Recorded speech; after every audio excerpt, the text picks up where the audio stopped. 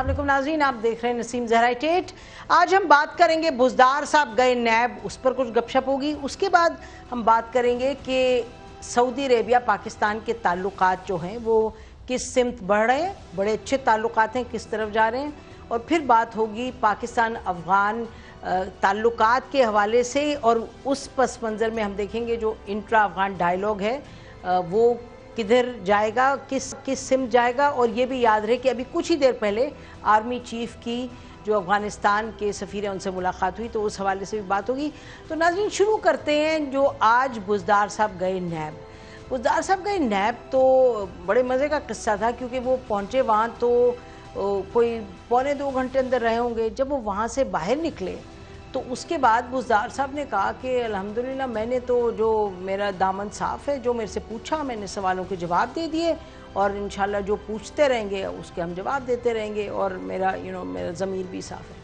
उन्होंने ये फरमाया, लेकिन कुछ चैनल्स ने बड़ी तफसील में रिपोर्ट दी, जो यकीनन नैब भी के लोगों से मिली होगी। तो वो रिपोर्ट तफसीली क्या थी? तफसीलन ये उन्होंने कहा कि नंबर 1, हम बुज़दार साहब से कह रहे थे, और आपको याद रहे कि ये बुज़दार साहब को इसलिए बुलाया गया क्योंकि उनके ख़िलाफ़ ये एक किसी ने चार्ज दिया था कि जी ये अक्यूज़ किया था कि वो लाइसेंस जो है शराब का वो इल्लीगली किसी होटल को दे दिया गया था। तो फिर नैब ने जब सवाल के हवाले से जो भी चीज़ें रेज़ की, बाद में नैब ने ये कहा कि हम जो कह रहे थे इनको सीएम साहब को, बुज़दार साहब को, वो कह रहे थे कि जी हम देखता हूँ, मुझे याद नहीं है, मैं फिर देख के आता हूँ, फिर मैं बताता हूँ आपको बाद में। अच्छा, ये आपको बताएं कि ये जो हम कह रहे हैं नैब ने कहा था, ये हम इस बेसिस पे कह रहे हैं कि जो रिपोर्ट्स आई हैं अंदर की रिपोर्ट्स, या तो फिर सीएम साहब ने बताई होंगी जर्नलिस्ट को जो कि जिन्होंने अपने चैनल्स पर टिकर लगाए, या फिर नैब ने बताया होगा। सीएम साहब ने तो नहीं बताया, क्योंकि सीएम साहब ने तो ये कहा कि जी मैं तो गया हूँ, मैंने अपनों ने जो सवाल किए मैंने जवाब दिया। तो असल में ये जो पता चला वो ये जो चैनल्स रिपोर्ट दे रहे थे, उन्होंने कहा कि जी जो पूछते थे सीएम साहब कहते थे मैं अभी नहीं, मुझे नहीं याद, मैंने देखा नहीं शायद। फिर उन्होंने अकॉर्डिंग टू द रिपोर्ट्स उन्होंने ये भी कहा कि मैं तैयारी नहीं करके आया, फिर मुझे आप वक्त दें मैं तैयारी करके आऊँगा। एक तो ये हुआ अंदर नैब की ने जो बताया, जो कि रिपोर्ट हुआ। अच्छा, दूसरी जो अहम बात है वो ये कि उन्होंने इनके सामने उन्होंने कहा कि जी आपकी जो हैं प्रॉपर्टीज़, लगता है कि आपने प्रॉपर्टीज़ ख़रीदी हैं साउथ पंजाब में, यानी कि ये उनको अक्यूज़ किया जा रहा है, ये उस हवाले से सवाल किए जा रहे हैं। ये नहीं कि ये बात यानी दिस इज़ कन्फर्म, बट ये चार्जेस थे, ये एलिगेशंस थी। अच्छा, ये एलिगेशन थी नंबर 1 कि जी आपने प्रॉपर्टी साउथ पंजाब में काफ़ी ख़रीदी है, और आपने और लोगों के अपने रिश्तेदारों के नाम आपने प्रॉपर्टी ख़रीदी है। और फिर ये भी बताया गया इन चैनल्स की रिपोर्ट्स में कि जब उनको कहा गया ये, और फिर उन्होंने कहा नहीं ऐसी तो कोई बात नहीं, मुझे तो नहीं पता, मेरा नहीं ख्याल, तो उनको फिर कोई दस्तावेज़ात भी दिखाए गए। तो this is the other side of the story. लेकिन बुज़दार साहब की जो अपनी बात थी उनको हमने बयान कर दी कि उन्होंने कहा जी मैं तो, मेरा दामन साफ़ है, मैंने जो पूछा मैंने जवाब दे दिया। अच्छा, और जो फिर चौहान साहब जो हैं वो बोले, जो इंफॉर्मेशन मिनिस्टर हैं पंजाब के, उन्होंने कहा कि जी देखें, कल आपने देखा था मरियम नवाज़ साहिबा गई थी, कानून शिकनी हुई, और क्या वहाँ हुआ, और आज कानून की पासदारी हुई कि ये बग़ैर प्रोटोकॉल के गए जो सीएम पंजाब है। ये तो बात ठीक है, प्रोटोकॉल के बगैर गए, और बड़ी अच्छी बात है प्रोटोकॉल के बगैर गए, तो उस पर तो शाबाश देंगे। लेकिन सवाल ज़ाहिर है नैब का कुछ और है सवाल। अब क्या सवाल है, उनके जवाब क्या थे, क्यों ये जवाब थे, नैब के हवाले से जो रिपोर्ट्स आ रही हैं वो कुछ हैं, और बुज़दार साहब ने कुछ और कहा है। तो इस सब पर बात करने के लिए नाज़रीन हमारे साथ मौजूद हैं इस वक्त स्टूडियो में इफ्तिखार अहमद साहब, सीनियर एनालिस्ट हैं, जर्नलिस्ट हैं, नीड्स नो इंट्रोडक्शन। बहुत शुक्रिया इफ्तिखार साहब, आपने हमें ज्वाइन किया। और नाज़रीन हमें ज्वाइन किया है पंजाब की स्पोक्स पर्सन ने, मुसर्रत चीमा साहबा ने। मुसर्रत साहबा बहुत शुक्रिया, आप प्रोग्राम में तशरीफ़ लाई।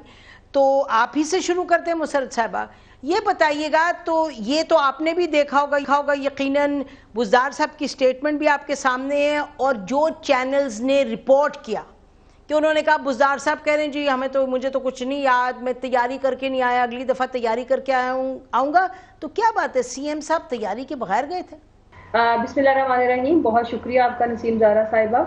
بیسکلی دیکھیں پہلے جو نیب نے ان کو جو آپ کو پتا ہے جو چیز میڈیا میں بھی رپورٹ ہوئی وہ تھی ایک لائسنس کے اوپر الکوہل کے کوئی کسی ہوٹل کا لائسنس تھا، لیکن جب وہ گئے تو پھر اس میں اگر کوئی اور بھی سوال انہوں نے ابھی کوئی سوال نامہ دیا تو ہے سی ایم صاحب کو. تو جو اس میں جو بیسک چیز ہے جو پرنسپلی جو میں چیزوں کو ڈسکس کروں گی کیونکہ جو ان سے سوال پوچھے گئے وہ ایکچوئل کیا تھے اور آگے انہوں نے جوابات کیا دینا ہے اس کا بہتر جواب تو سی ایم صاحب خود دے سکتے ہیں. لیکن جو امپورٹنٹ چیز ہے جو میں آپ سے شیئر کرنا چاہتی ہوں وہ یہ کہ نیب کے جو بھی تقاضے ہوں گے، جو بھی ان کے اوپر چارجز ہیں یا جو بھی شکایات ہیں وہ ان کو ہر طرح سے انہوں نے کنوے کر دیا ہے کہ وہ ہر طرح سے قانون سے بالا تر نہیں ہے، وہ نیب کو سیٹسفائی کرنے کی کوشش کریں گے اور اگر اس کے بعد بھی اگر کوئی ان کے کنسرنز ہوں گے تو ان کو بھی ایڈریس کیا جائے گا. تو اس میں جو امپورٹنٹ چیز ہے وہ یہ ہے. اور اس میں ایک کریڈٹ آپ کو پاکستان تحریک انصاف کی گورنمنٹ کو دینا پڑے گا کہ ماضی میں اس طرح کی روایات نہیں تھیں کہ جس جو پارٹی یا جو سیاسی جماعت حکمرانی میں تھے یا حکمرانی کر رہے تھے ان سے تو کبھی کوئی اس طرح کی اکاؤنٹیبلٹی کا ان کے دور حکومت میں کوئی سوال یا تصور بھی نہیں کیا جا سکتا.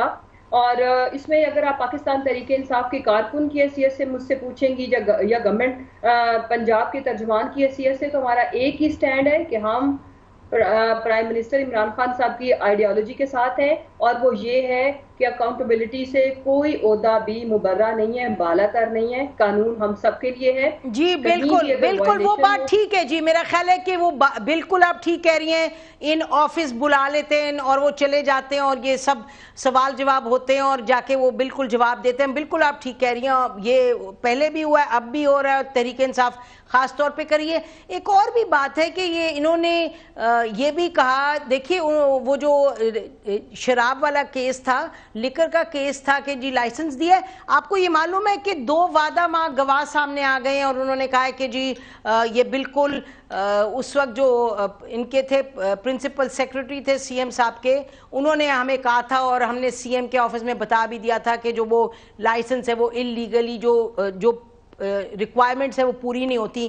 تو یہ آپ اس پر کیا کہیں گے؟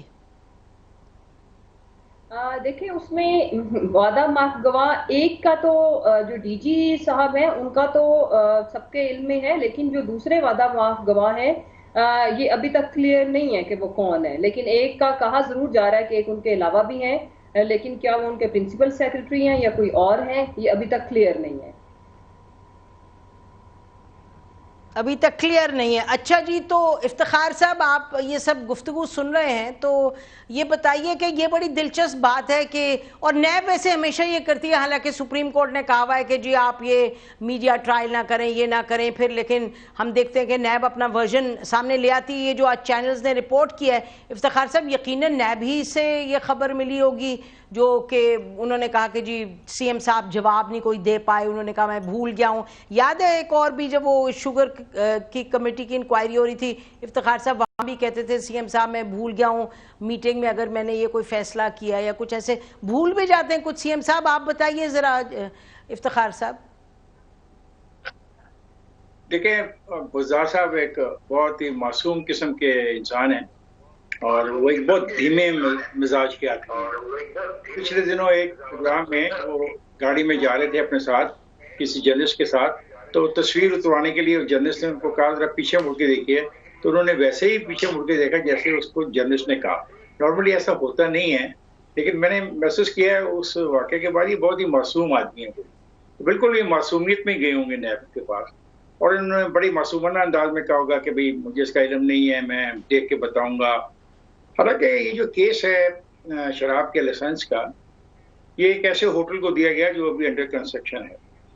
اس پہ اعتراضات جو لگائے گئے وہ بھی فائل کے اوپر موجود ہیں، اس کے باوجود ان کو یہ لائسنس دیا گیا. تو یہ کوئی وائلیشن تو ہوئی ہے اور اسی وائلیشن کی بنیاد پر نیب نے ان کو طلب بھی کیا.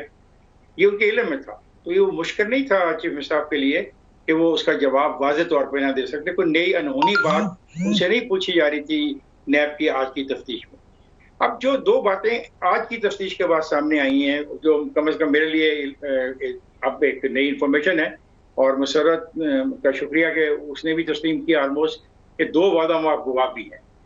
अगर दो वादा गवाह हैं और चीफ मिनिस्टर के ऊपर इल्ज़ाम है, तो फिर कुछ लोगों का सवाल ये दुरुस्त बनता है क्या कि अलीम खान की जब इंक्वायरी शुरू हुई तो अलीम खान को कहा गया कि तुम वजारत से अलग हो जाओ। जब सप्तान साहब की हुई, जो फॉरेस्ट के मिनिस्टर थे, इंक्वायरी शुरू हुई तो उनसे कहा गया कि आप अपनी वजारत से इस्तीफा दे दें। तो लोग ये सवाल कर रहे हैं कि क्या पीटीआई अपने असूलों को बरकरार रखते हुए और माजी की रवायात को बरकरार रखते हुए वज़ीर आला से भी ये कहेगी कि जब तक आपके खिलाफ इंक्वायरी ये है आप स्टेप डाउन कर जाएं? अब ये एक बहुत बड़ा सवाल है और इतना आसान इसका जवाब ना हम ये एक सेकंड इफ्तिखार साहब, आप बड़ी अहम बात करें। अगर आप इफ्तिखार साहब आप मुझे इजाजत दें तो मैं ब्रेक लूं, वापस आप ही के पास आएंगे। एक नाज़रीन बड़ा सवाल छोड़ के जा रहे हैं इफ्तिखार साहब के, जो पीटीआई ने पहले किया और बाबर अवान साहब ने, हमें याद है उन्होंने खुद भी रेजिग्नेशन दिया था कि जब इंक्वायरी शुरू हो तो क्या रेजिग्नेशन आएगी या नहीं। इफ्तिखार साहब will come to you after the break. नाज़रीन हमारे साथ रहिए, ब्रेक के बाद गुफ्तगू को जारी रखते हैं। Stay with us.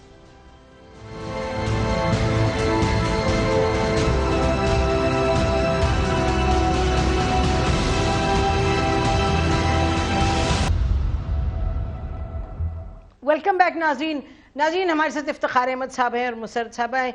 इफ्तिखार साहब आप सवाल कर रहे थे, एक तो आपने सवाल किया बड़ा क्लियर कि जैसे इन द पास्ट अपने उसूल पर कायम रहते हुए जब इंक्वायरी हुई तो उन्होंने कहा ओहदा जिसके पास था कि रिजाइन करे पीटीआई की गवर्नमेंट ने, क्या अब होगा या नहीं? दूसरा क्या आपका सवाल था? दूसरा सवाल ये है कि एडवोकेट जनरल ऑफिस का रोल क्या होगा। क्या एडवोकेट जनरल ऑफिस जो है वो इस मसले में वज़ीर आला पंजाब की मामलत करेगा, कानूनी या नहीं करेगा? अगर करेगा तो इसकी लीगल पोजीशन बाज़ फिर क्या होगी? और अगर प्राइवेट अपना कोई कानूनदान से मशवरा लिया जाता है तो उसकी फीस की अदायगी का तरीकाकार क्या होगा?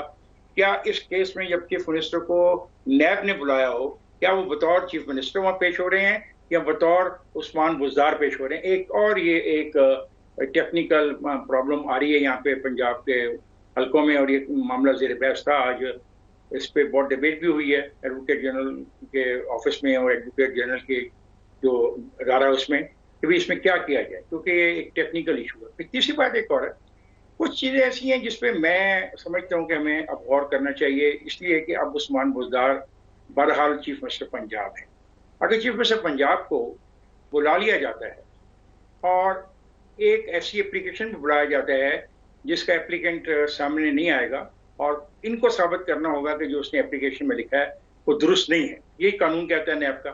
अब ये वो लम्हा है जब हमें ये सोचना होगा कि इस किस्म की जो दरखास्तें हैं क्या इन पर इसी लेवल का होना चाहिए या इसके लिए नैब के अलावा कोई और अदारे हैं जहाँ पर ये बात जानी चाहिए, ताकि जो एक ऑफिस की जो इज्जत है और उसका जो मुकाम है उसको हम बरकरार रख सकें। ये नहीं कि पीटीआई की गवर्नमेंट है, किसकी गवर्नमेंट है, ये हमें देखना पड़ेगा। एक और बात जो है, ये उस्मान बुज़दार साहब के इल्म में थी कि जब जैसे वो वज़ीर आला बने, जैसे वज़ीर आला बने थे तो उन पे ये इल्ज़ाम लगाया गया था ये कि इनको कोई कोठी डिफेंस में दी गई है। और जब पिछली दफ़ा से पिछली दफ़ा इमरान साहब लाहौर आए थे तो उन्होंने कुछ चीज़ों पर बरहमी का इजहार करते हुए खास तौर पे रिंग रोड के मामलात में जब उनके इल्म में लाए गए कि रिंग रोड को उसके लिए और तरीक़ाकार अख्तियार किया जा रहा है और उसको गालिबन तब्दील किया जा रहा है उसके ओरिजिनल नक्शे को, और उसमें अरबा रुपए को इन्वॉल्वमेंट होगी, उस पर भी उन्होंने बरहमी का इजहार करके ये किया था और ये जानने की कोशिश की थी कि क्या इसमें उस्मान बुज़दार बराह रास्त मुलव्वस हैं या उस्मान बुज़दार बराह रास्त मुलव्वस नहीं है। फिर एक और बहुत बड़ा जो इशू है इसी रिंग रोड के हवाले से वो है कि एक बहुत बड़े अपना बिल्डर हैं, उनके कुछ रकबे हैं ऐसे जो रास्ते में आ रहे हैं, अब वो भी इंटरेस्टेड पार्टी थे इसमें। तो ये चीज़ें तो ऑलरेडी उस्मान साहब बुज़दार साहब के इल्म में थी, और जो ख़ानदान के अपना प्रॉपर्टी के मामले में बात की गई है ये भी उस्मान साहब के इल्म में है कि उनके बारे में ख़ास तौर पे उनके भाइयों के बारे में जो चीजें अखबार में भी छपी हैं कि वो काफी इन्फ्लुएंस रखते हैं। तो मैं नहीं समझता, बहुत अहम बात है, आपने तो बहुत से इश्यूज रेज कर दिए। मुझे आप इजाजत दें, मैं मुसर्रत साहब के पास जाऊंगी। मुसर्रत साहब, सबसे पहले ये सवाल कि کیا حکومت کے حلقوں میں، اور یہ بھی ہمیں معلوم ہے بزدار صاحب اپنے نیب کے وزٹ کے بعد جب وہ گئے تو یہ بتایا گیا خبروں میں کہ تفصیلاً انہوں نے لائرز وغیرہ سے بھی بات چیت کی. دس از واٹ واز رپورٹڈ. تو کیا حکومتی حلقوں میں یہ سوال اٹھ رہا ہے کہ بزدار صاحب کو رہنا چاہیے یا جانا چاہیے جب تک کہ یہ انکوائری مکمل نہیں ہوتی؟ مسرت صاحبہ ایسی کوئی بات ہے؟ جی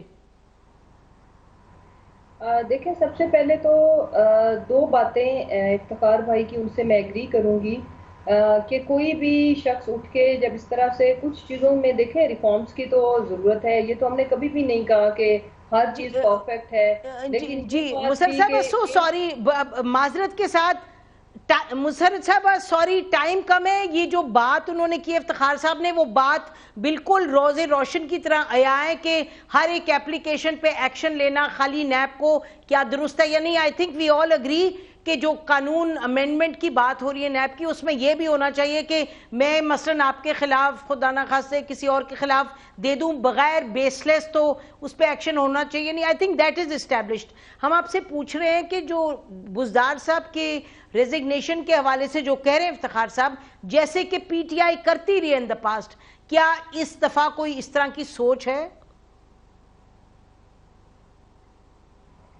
دیکھیں، ابھی تو ایک سمپل سی ایک اپلیکیشن ہے جس کے لیے آپ کو یہ اندازہ ہوگا نسیم زارا صاحبہ اور افتخار بھائی کو بھی کہ جو الکوہل یا اس طرح کے جو ہیں لائسنسز وغیرہ، وہ سی ایم آفس کا کام ہے نہیں.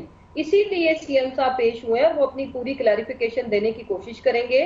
اس میں فردر اگر آگے کوئی چیزیں نکلیں گی تو وہ پھر نیب کا رائٹ ہے کہ وہ ان سے مزید انویسٹیگیشن کرے.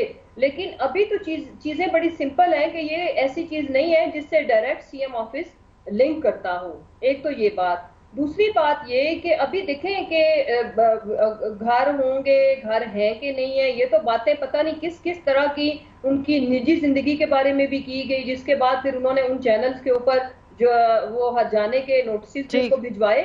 تو یہاں انفارچونیٹلی بیس لیس ایلیگیشنز لگانا تو ایک کلچر ہے.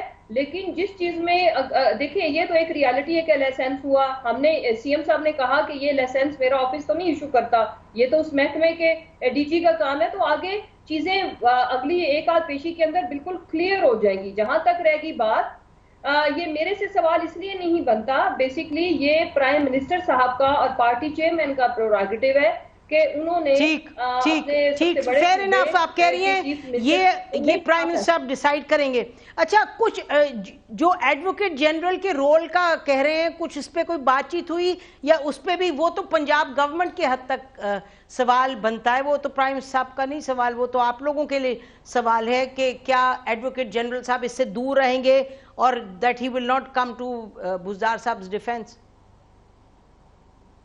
دیکھیں، بزدار صاحب نے جو سب سے اچھی ٹیک لی ہے، جو میں ان کو میں اپنی ذاتی حیثیت میں بھی اپریشیٹ کروں گی اور ایز اے ترجمان بھی، کہ وہ آج بالکل ذاتی حیثیت میں گئے ہیں، وہ سی ایم کے پروٹوکول کے ساتھ نہیں گئے. تو یہ بڑی خوشائن بات ہے. یہ آنے والوں سے ایک اچھا روڈ میپ ہے کہ ہم جتنے مرضی بڑے عہدے سے بیٹھے ہوں، جب اس طرح کے ایلیگیشن آئے تو ان کو اپنی ذاتی حیثیت میں ہی چیلنج کریں، ذاتی حیثیت میں ہی ایکسیپٹ کریں.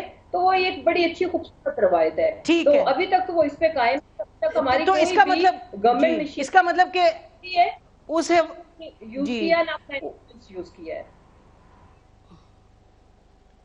اچھا، اس حوالے سے پھر آپ کہہ رہی ہیں اگر ذاتی حیثیت ہے تو ایڈوکیٹ جنرل وغیرہ بھی ظاہر ہے ذاتی حیثیت میں تو وہ نہیں آئیں گے. لیکن جو بھی آپ نے فرمایا نا کہ وہ بزدار صاحب ہر چیز کا جواب دیں گے، تو جو اندر سے جو خبر آئی، یہ جو چینلز نے رپورٹ کی، وہ اس لیے ذرا عجب تھی کیونکہ کہا گیا کہ بزدار صاحب سے جب یہ لائسنس کی بھی پوچھا گیا تو انہوں نے کہا مجھے نہیں یاد، مجھے پتہ نہیں. تو ظاہر ہے یہ جیسے آپ کہہ رہے ہیں افتخار صاحب کہ یہ کوئی معصومانہ اپروچ ہے، کیونکہ اگر وہ تشریف لے گئے تھے اور ان کو پتا تھا یہ تو سوال ہے، تو میرا خیال ہے اس پہ تو پھر اگر ذرا زیادہ تیاری ہوتی، رپورٹڈلی تیاری نہیں تھی، تو وہ ذرا عجب بات ہے. لیکن مسرت صاحبہ بہت شکریہ، آپ آئیں اور آپ نے جو نے اٹھائی جس تک آپ جواب دے پائیں. اور افتخار صاحب thank you so much for joining us. ناظرین بریک لیتے ہیں، بریک کے بعد واپس آئیں گے اور بات کریں گے اس کی کہ انٹرا افغان جو ڈائیلاگ ہے، اور آج آرمی چیف کی ملاقات بھی ہوئی ہے، سفیر جو ہیں افغانستان کے وہ ملنے گئے تھے ان کو.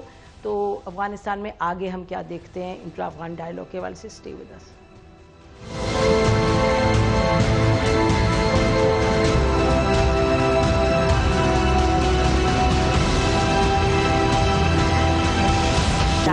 ہوگا؟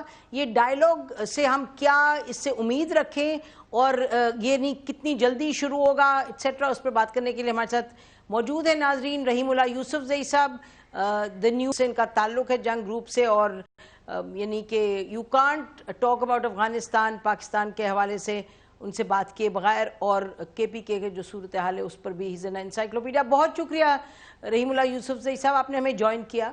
یہ بتائیے گا کہ یہ کب تک شروع ہونے والا ہے انٹرا افغان ڈائیلاگ؟ دیکھیے دونوں فریق یہ کہہ چکے ہیں کہ جب یہ قیدیوں کا تبادلہ مکمل ہو جائے گا، اب تو صرف 400 طالبان قیدیوں کو رہا کرنا ہے۔ طالبان نے تو اپنے ذمے جو 1000 سرکاری لوگ ان کی قید میں تھے وہ تو عید کے موقع پر رہا کر دیے تھے۔ افغان حکومت نے بھی 4600 قیدی رہا کر دیے تھے۔ یہ 400 قیدیوں کا معاملہ ہے، جب یہ رہا ہو جائیں گے تو میرے خیال میں پھر کوئی رکاوٹ نہیں ہوگی اور پھر بات چیت شروع ہو سکتی ہے۔ دونوں فریق کہتے ہیں کہ یہ قیدیوں کا تبادلہ مکمل ہونے کے بعد 1 ہفتے کے اندر وہ مذاکرات کے لیے تیار ہے، یا اس سے پہلے بھی کر سکتے ہیں۔ تو یہ طے ہے کہ یہ مذاکرات قطر میں ہوں گے، اور دونوں نے اپنے اپنے وفود کا اعلان بھی کر دیا ہے اور وہ تیاری بھی کر رہے ہیں۔ تو میرے خیال میں ابھی اسی مہینے یہ مذاکرات شروع ہو جائیں گے۔ اچھا، مذاکرات انشاءاللہ اسی مہینے شروع ہوں گے، تو آپ کو کیا توقعات ہیں کہ یہ مذاکرات چلیں گے سمودلی یا کوئی اس میں خدشات ہیں؟ نہیں، میرے خیال میں اس میں خدشات تو ہیں، کیونکہ کافی اختلافات ہیں آپس میں، ان کی جنگیں ہوئی ہیں، کتنے لوگ مرے ہیں، سیاسی اختلافات بھی ہیں اور شخصیتی اختلافات بھی ہیں، اور پھر یہ کہ ان کے اتحادی بھی مختلف ہیں۔ تو یہ تو ایک بڑا مشکل مرحلہ ہے، اور اس لیے میں سمجھتا ہوں کہ مذاکرات تو شروع ہو جائیں گے، ایجنڈا بھی طے ہو جائے گا اور بڑے اچھے الفاظ کہے جائیں گے، امن کی بات کی جائے گی۔ لیکن جب اصل ایشوز کی طرف آئیں گے تو پھر ظاہر اختلافات ہیں، اور اس میں رکاوٹ بھی پیدا ہو سکتی ہے۔ ممکن ہے کوئی بریک ڈاؤن ہو جائے، کسی موقع پر مذاکرات معطل ہو جائیں، تو یہ سارے امکانات ہیں، اور پھر یہ مذاکرات کو کامیاب بنانا، اس میں سے کچھ حاصل کرنا، ایک معاہدہ طے کرنا جو قابل عمل ہو، یہ سارے بڑے بڑے چیلنجز ہیں۔ اس لیے اکثر کہا جاتا ہے کہ شاید امریکہ اور طالبان کے جو 18 مہینے کے مذاکرات تھے، اس کے مقابلے میں یہ بین الاقوامی مذاکرات زیادہ مشکل ہوں گے۔ یہ مشکل ہوں گے زیادہ مذاکرات۔ اچھا، یہ بتائیے گا کہ یہ کہا جاتا ہے کہ امریکہ کا بہت بڑا رول ہوگا مذاکرات پر لانے میں بھی تھا، رول بہت بڑا ہے، اور یہ کہ مذاکرات کو آگے چلانے میں بھی، اور خاص طور پہ کابل کے حوالے سے، تو آپ سمجھتے ہیں یہ بات درست ہے؟ بالکل، یہ بات بالکل درست ہے۔ امریکہ تو پہلے مان نہیں رہا تھا کہ وہ اس جنگ کا، اس مسئلے کا اہم فریق ہے، حالانکہ وہ 18-19 سال سے اس کی فوج وہاں پہ ہے، اس کا قبضہ ہے، اور سارے امور جو ہیں حکومت کے امور اور اس کی فنڈنگ وہ امریکہ کے ہاتھ میں تھی۔ جب امریکہ نے بالآخر مان لیا کہ وہ اس مسئلے کا اہم فریق ہے اور طالبان کے مطالبے کے اوپر ان سے مذاکرات شروع کیے، تو پھر بات آگے بڑھی ہے۔ تو امریکہ کا رول ختم نہیں ہوا۔ امریکہ کی دیکھیں ابھی بھی فوج تو ہے، 6000 ان کے فوجی ہیں، نیٹو کے جو ان کے اتحادی ہیں ان کے بھی فوجی ہیں۔ تو یہ امریکہ کا رول 2 حوالوں سے ایک اہم ہے، ایک یہ فوجی حوالے سے ان کی جو فضائیہ ہے وہ اس کا کلیدی کردار ہے، وہی طالبان کا راستہ روکیں گے اگر طالبان نے فیصلہ کیا کہ وہ بزرگ قوت کابل یا کسی اور شہر کے اوپر قبضہ کرنا چاہتے ہیں۔ اور اس کے علاوہ جو فنڈنگ کا مسئلہ ہے، یعنی افغانستان کی حکومت اور فوج کو چلانے کے لیے بھی امریکہ کی فنڈنگ سب سے زیادہ ہے۔ تو امریکہ کا تو آپ اس سارے مسئلے سے نہیں نکال سکتے۔ اور پھر سب سے اہم بات یہ ہے کہ اگر کسی ایک ملک اور حکومت کا اثر افغان حکومت کے اوپر ہے تو وہ امریکہ ہے. امریکہ ہی نے اشرف غنی حکومت کو مذاکرات کی میز پر لایا یا یہ قیدیوں کی رہائی کی بات ہوئی. اس سے پہلے بھی کئی امور طے ہوئے. تو یہ افغان حکومت ظاہر ہے وہ چاہے گی کہ یہ کچھ ڈیلے ہو جائے, ان کی حکومت چلتی رہے. ان کو پتہ ہے کہ دوحہ معاہدے میں لکھا ہے کہ اگر مذاکرات کامیاب ہوتے ہیں تو ان کی حکومت جائے گی, ایک نگران حکومت آئے گی. تو میرے خیال میں اشرف غنی, عبداللہ, ان کے باقی لوگ نہیں چاہیں گے کہ ان کی حکومت چلی جائے. تو ان کی طرف سے زیادہ مجھے خدشہ ہے کہ وہ رکاوٹ ڈالیں گے, نئے نئے ایشوز نکالیں گے اور اس سارے مسئلے کو وہ ڈیلے کریں گے. اچھا, تو بہرحال ان سٹیجز سے تو گزرنا ہی ہے مذاکرات کو, because that's the reality of Afghanistan.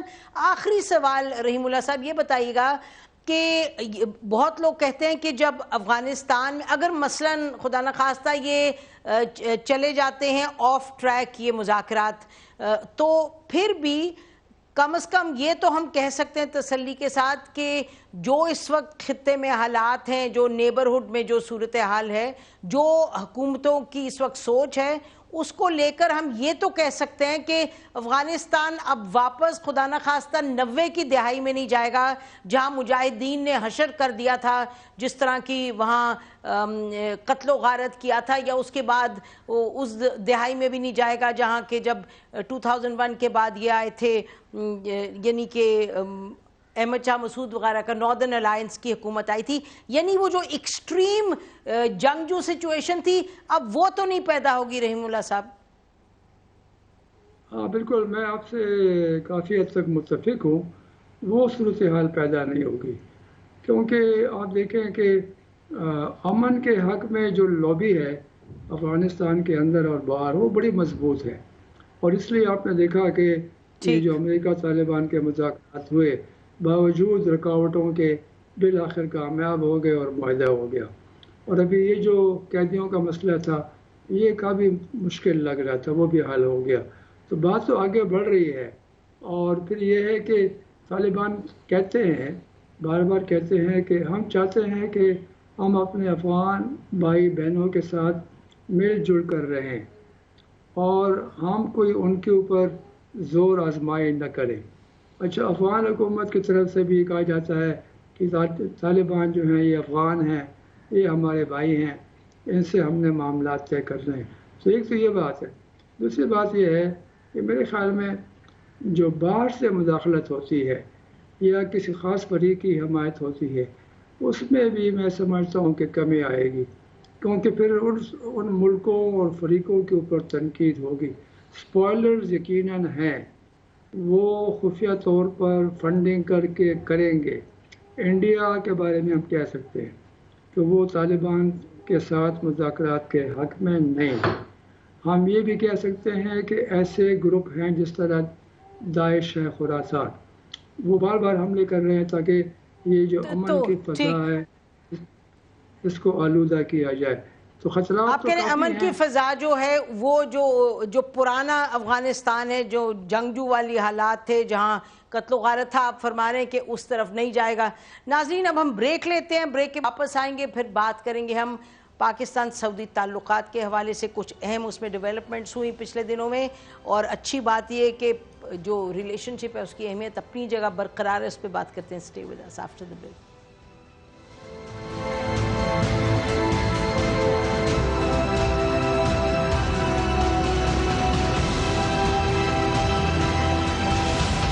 Welcome back ناظرین, اب بات کرتے ہیں پاک سعودی تعلقات کے حوالے سے. آپ کو معلوم ہے کہ پچھلے دنوں کچھ بات ہوئی جو کہ بڑی عجب لگی, کہ سعودی عربیہ نے جو پاکستان کو لون دیا تھا, اور وہ نارملی رول اوور ہوتا ہے, اگلے سال میں بھی جاتا ہے, اور آئی ایم ایف کو بھی یہ انڈرسٹینڈنگ تھی, تو سعودی عربیہ نے یہ کہہ کے کہ ان کے حالات اقتصادی ایسے ہیں, انہوں نے کال بیک کیا $1 بلین. پاکستان نے چین سے لے کے وہ لون دے دیا. اچھا, پھر ہم نے دیکھا شاہ محمود قریشی صاحب نے ایک سٹیٹمنٹ دی, اور انہوں نے کہا کہ OIC پھر ہم دیکھیں گے ہم کیا کریں اگر کشمیر پہ یہ تواتر کے ساتھ फॉरेन मिनिस्टर्स कॉन्फ्रेंस नहीं मुनक्कद करते। अच्छा, उन्होंने कहा हम अपना रास्ता लेंगे, कुछ ऐसी बात की, उससे अंडरस्टैंडिंग ये हुई कि जैसे कोई टेंशन होती है पैदा हो गई है। फिर और बहुत सी बातें उठी, फिर सामने ये बात आई कि ये शायद कहीं एहसास हो गया कि कोई पाकिस्तान एहसास हो रहा है जो जिसकी बुनियाद कोई नहीं है, कि पाकिस्तान कोई अलग ब्लॉक बनाने चला है जिसमें टर्की है, ईरान है, मलेशिया वगैरह हैं। कुछ टेंशन तो रहती है, आपको मान लो मैं जो भी इदारे हैं उनमें, लेकिन ये इस तरह की बात भी सामने आई। उसके बाद ये भी हुआ कि हिंदुस्तान जो है वो सऊदी अरेबिया पर थोड़ा सा अपना डाल रहा है, प्रेशर कर रहा है कि सऊदी अरेबिया जो है वो कश्मीर पर कॉन्फ्रेंस जो है उससे ज़रा यानी कि उसको अवॉइड करे, because Saudi Arabia is an important voice. Saudi Arabia के पाकिस्तान के ताल्लुकात बड़े अहम हैं और बड़े दरीना हैं और बहुत ख़ास भी हैं, आप जैसे जानते हैं। तो ये सब चीज़ों को देखते हुए फिर हमने ये देखा कि आर्मी चीफ को जाके मिले सऊदी अरेबिया के जो हैं यहाँ एम्बेसडर। फिर हमें ये भी पता चला कि पाकिस्तान से कोई गया है सऊदी अरेबिया में, टू बेसिकली एक्सप्लेन कि नहीं हालात कोई ऐसे नहीं, कोई टेंशन नहीं है, एक इशू था, बाकी तो जो बातें होती हैं वो होती हैं। अब ये भी खबर आई है कि आर्मी चीफ जो हैं वो सऊदी अरेबिया का दौरा करेंगे जल्द ही। तो ये सब क्या है, और सब ने बार बार कहा कि ये शाह महमूद कुरैशी साहब ने बात की है। फिर उसके बाद आर्मी के हवाले से वो मिले उनको सऊदी एम्बेसडर वगैरह को, तो बहुत से सवालात उठ गए। हालांकि ये बात तो बड़ी क्लियर है, the relationship is important and very critical, लेकिन बहरहाल ये कॉल बैक करना लोन, इसका क्या मतलब है और अगर अंडरलाइंग टेंशन है तो क्या, इस पर बात करने के लिए हमारे साथ नाज़रीन मेजर रिटायर्ड एजाज अवान साहब हैं, उनसे बात करते हैं। बहुत शुक्रिया जनरल साहब। जी, ये बताइएगा कि आप भी इस चीज़ को बड़े गौर से देख रहे हैं, आपको क्या लगता है, नाराज़गी तो कोई थी, ये तो नहीं कह सकते हम कि सऊदी अरेबिया के सचमुच इक़्तिसादी हालात थे, उन्होंने थ्रू दिस कोई एक मैसेज देने की कोशिश की। What was the message? Thank you very much Wasim. देखिए, एक मिसअंडरस्टैंडिंग तो हुई है जिसकी वजह से एक लोन जो है वो कॉल किया गया है, जबकि इसने मेरे ख्याल में 24 मई को दोबारा से रिन्यू करना था इसको एंड कैरी फॉरवर्ड करना था, नेक्स्ट ईयर रोल ओवर करना था, जैसे आप कह रही थी। ऐसा था, लेकिन ऐसा हुआ नहीं है और उन्होंने आके अगस्त में इसको, जुलाई एंड में आके इसको कॉल बैक कर लिया है। ये भी हम मेरे ख्याल में तो ये नहीं कह सकते कि सऊदी अरेबिया की हालत फाइनेंशियली इतनी टाइट हो गई है कि उन्हें ये $1 बिलियन पाकिस्तान से हर सूरत में वापस चाहिए था। यकीनन कुछ ना कुछ मिसअंडरस्टैंडिंग हुई है और कुछ ना कुछ रिलेशनशिप में थोड़ा सा एक ऐसी सिचुएशन पैदा ज़रूर हुई है जहां दोनों sides I would say posturing कर रही हैं, क्योंकि पाकिस्तान और सऊदी अरेबिया के रिलेशंस बड़े देरीना हैं, मल्टी फेसेटेड हैं और ये न किसी एक स्टेटमेंट के मोहताज हैं कि उस पर ये ख़त्म हो जाएंगे, और ना ही कोई ऐसी ट्रांजैक्शनल रिलेशनशिप है कि वो दे वुड पे us every time to get a decision in their own favour. ऐसी बात भी नहीं है। बहुत सारे ऐसी सिचुएशंस रही हैं जहां हमने हर हालत में सऊदी अरेबिया का साथ दिया है। इवन हमारा एक डिफेंस एग्रीमेंट है 1997 के गिर्द जो हुआ था 94-97 में, जिसके तहत आज भी हमारी पोजीशन जो है वो इस तरह की है कि सिक्योरिटी सिचुएशन जब कभी इमर्ज होती है तो वी सेंड आवर ट्रूप्स, और एक वक्त हमने एक डिवीजन आर्मी भी सऊदी अरेबिया में रखी है आर्मड ब्रिगेड के साथ। इस वक्त भी हमारे ट्रेनिंग प्रोटोकॉल्स हैं और हमारे अफसर्स उनके एकेडमीज में उनके अफसर्स को ट्रेनिंग दे रहे हैं, उनके अफसर्स यहाँ आते हैं ट्रेनिंग के लिए। तो एक इसका मिलिट्री एंगल है, एक इसका फाइनेंशियल एंगल है, फिर हमारी जो वर्क फोर्स है वो भी एक खासी तादाद में तकरीबन 2 to 3 मिलियन लोग हैं जो इस वक्त भी सऊदी अरेबिया में काम कर रहे हैं। तो ये इसके जहते हैं, लेकिन एक स्टेज ऐसी भी आई थी, मुझे लगता है ये है कि इस वक्त हमारी जो एक्सपेक्टेशंस थी, जो हम एक्सपेक्ट कर रहे थे